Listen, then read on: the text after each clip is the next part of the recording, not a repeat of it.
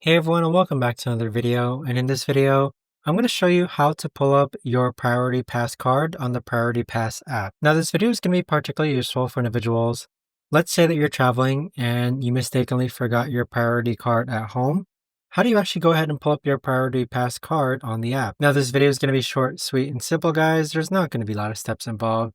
So in order to do this, you first want to go ahead and download Priority Pass. Now, once you download Priority Pass, you want to go ahead and log in. Now, once you're logged in, you want to go ahead and click on card. And then what's going to happen is that your membership number, which is this blurred information here, is going to appear here.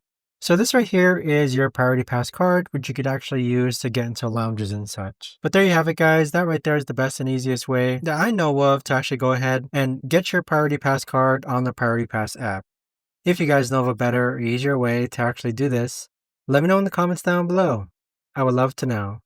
Thanks so much for watching, everyone, and I'll see you guys all in the next video.